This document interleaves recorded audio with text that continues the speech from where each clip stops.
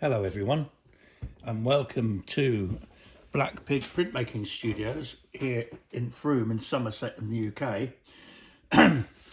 I'm remaking a lot of films because I've got new equipment, new things to say, and so I'm replacing the old shonky ones with updates. This is the first one I'm going to be doing, and it's going to be taking you through multiple tools. Now, multiple tools are tools with tines on them that make an overall tone. They can be made as a gestural mark as well. But that's what they're for. They're there for laying down tones on engraving. So I'm going to start with my absolute favourite.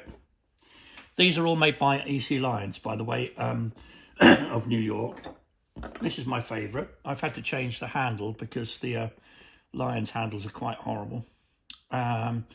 This is a 45/7.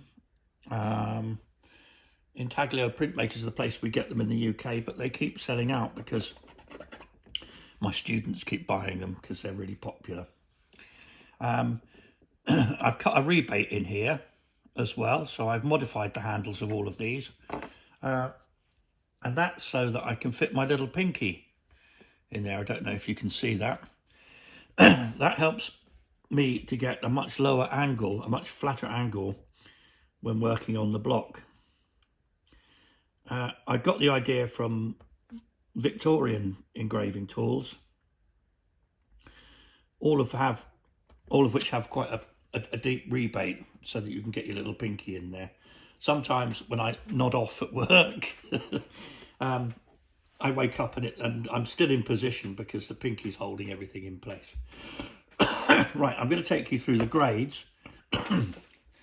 First of all, starting off with the Impossibly Fine.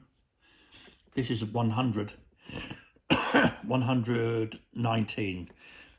The 100 refers to how many tines there are per square inch, and the 19 refers to how many tines there are on this particular blade. So that means that there are 100 of these little tines within a square inch, which is unbelievably fine. In fact, I think too fine. I don't know if you agree out there in television land. Look at that now. See, it is beautiful. There's no mistaking that. But it's too fine to control well.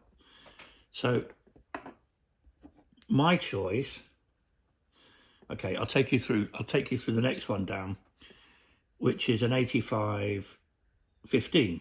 So 15 tines, 85 tines per square inch. This one's just about workable, but can you see that the problem I'm having here is keeping the tool even. These exquisite little worms of plastic come up as well, which are quite distracting.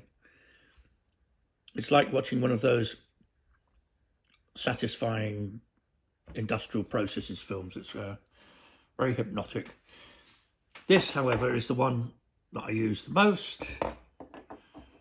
Where's my 45/7? Oh no, there's a 25. Oh no. Oh no. Oh no, that was it. Yes, that's the 45/7. Here, this one. If you look at that now, then the tines are wide enough apart to be more controllable, he says, by doing some very uncontrolled lines. That's pretty good. And then there's this one, which I think is only really useful for marmoleum or linoleum. The tines are so far apart, there's no advantage to that you wouldn't get from, say, using a spit sticker line by line like that, you see. So wouldn't bother with that unless you're working on lino.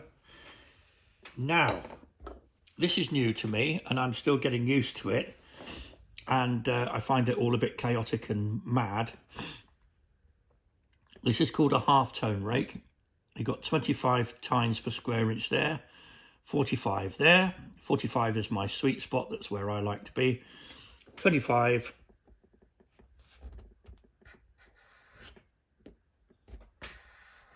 Again, it's just too far apart, isn't it? But look at the chaos that is created with this. This is like the engraver's equivalent to action painting.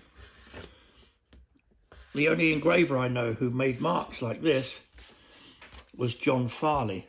And I happen to know, by the way, that John Farley was working on boxwood, but London Transport were paying for the materials, so he could afford really enormous, unaffordable lumps of boxwood that he then treated and kind of crazy freeness like that, which if you've ever worked with box and you know how expensive it is, it's just mind-blowing. This here, I'm just laying down abstract lines. It's just so very satisfying and quick to do. This here now, this is an innovation. This is a Metatint rocker, but as you can see, it's got tines on it, the same as a multiple tool, but because it's got a curved blade, it lends itself to nuance better. Now, if you do it over your index finger, look at the kind of results you can get. They're just magic. It's like smoke.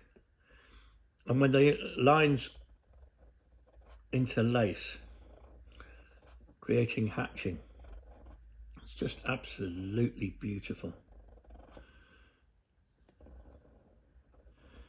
Now, these tools are not cheap, but as I say, you only cry once. So have a think about that. If you can get to a supplier where you can have a little play with the tool, if excuse the expression, before you buy it, then all the better, rather than investing in something that could be a gamble. This is just an introduction.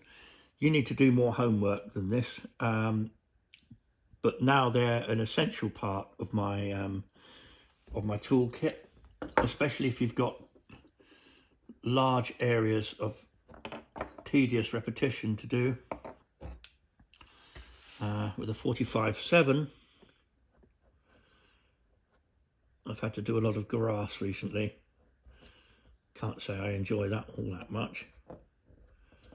But with a 45/7 over your index finger, a lot of ground to be gathered in a short time.